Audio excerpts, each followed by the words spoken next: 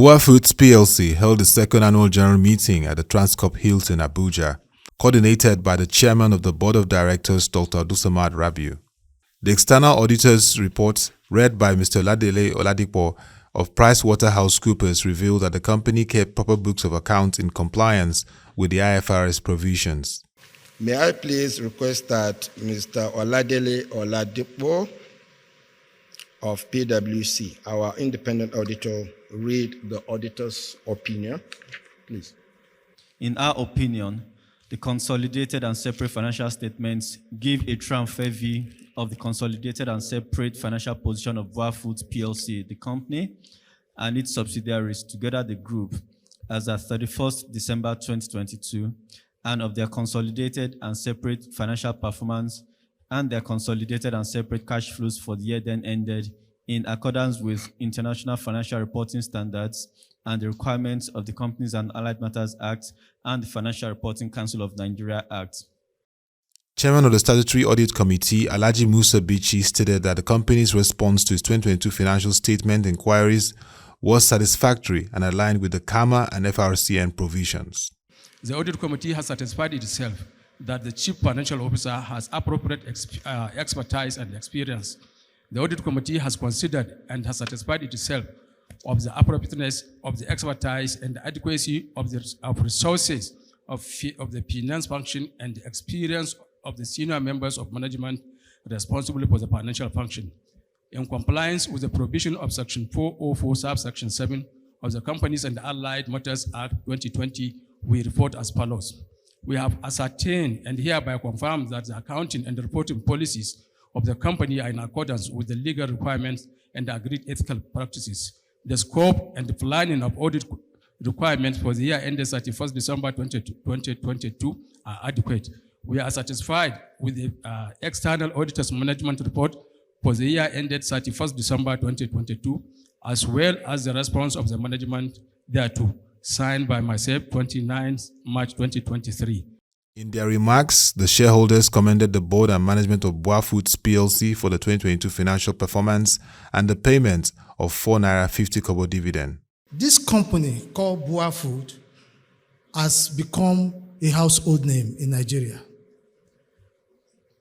They were listed in 2002, and now they have become the most profitable consumer goods company in Nigeria.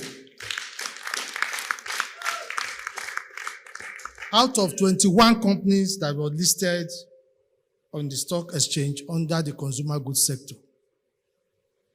Mr. Chairman, I want to thank you because you have ably led management team and directors. Some of whom are also directors of BUA Cement, and you bring them back. That means, Chairman, you acknowledge value, you acknowledge leadership, and you acknowledge good things. We are very proud of that.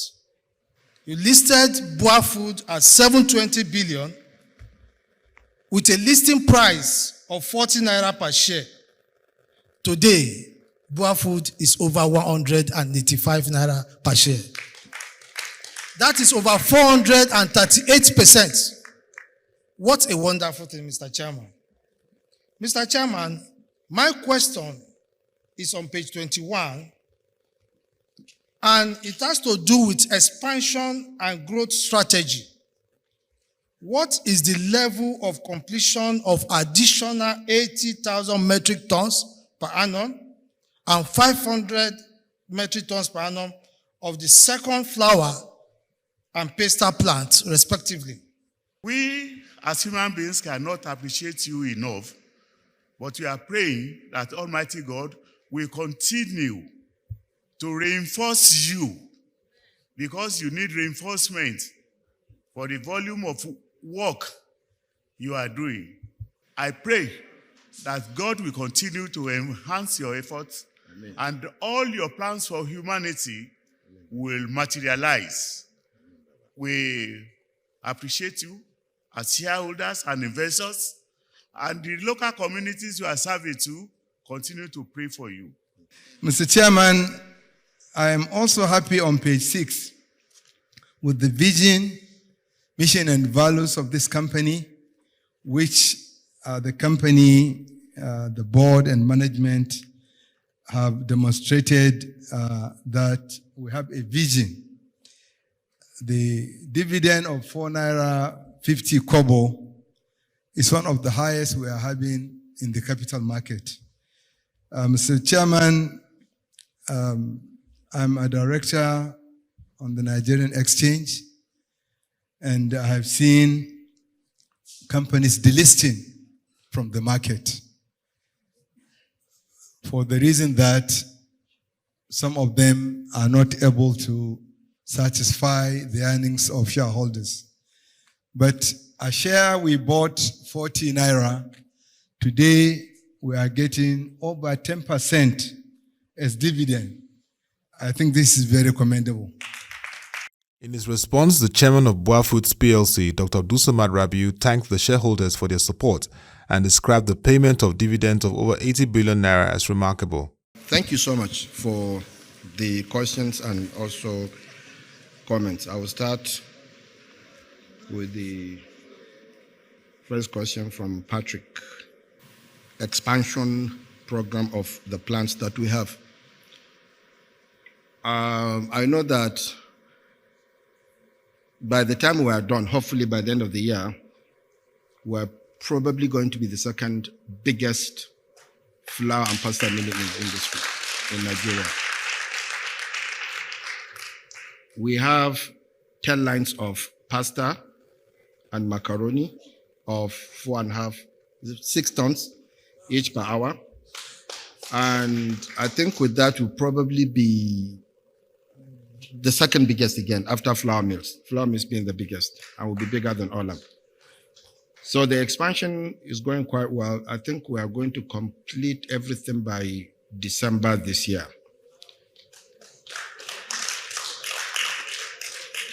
What we are trying to target is to be able to achieve over 1 million tons of milling capacity from next year. In fact, I think we'll probably achieve 800,000 tons this year.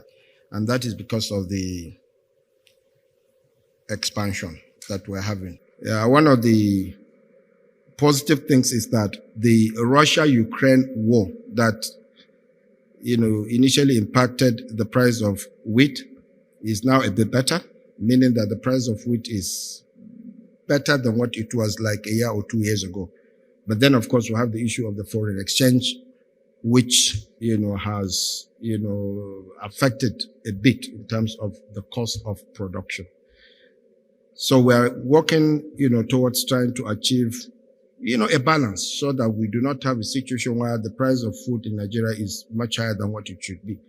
Of course, wheat is being imported, and it's one of the things, I think Dr. Farouk mentioned that what are we doing or what do we have in terms of plans to partner with the government so that we're able to maybe produce wheat in Nigeria.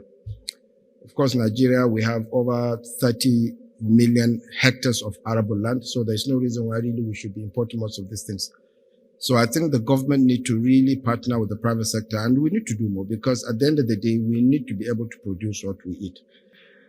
Today, Nigeria is importing over 5 million or maybe even 6 million tons of wheat.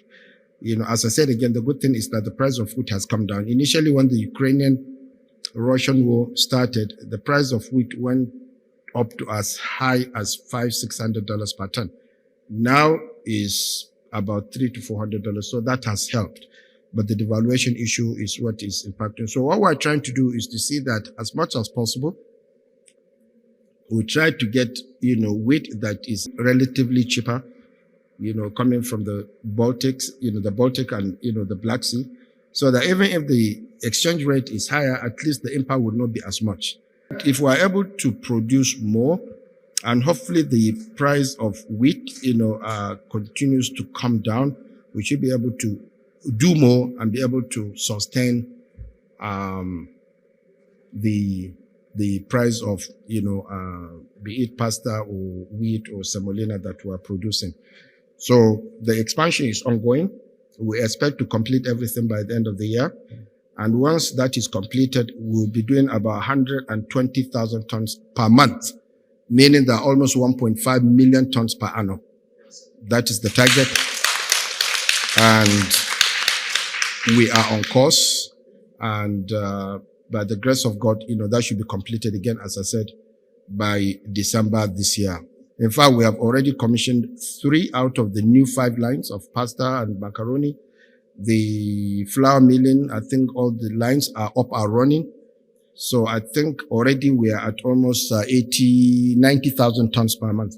So we'll achieve the 120,000. And with that, I think we'll see you guys will be smiling even more because we'll be able to do a lot more.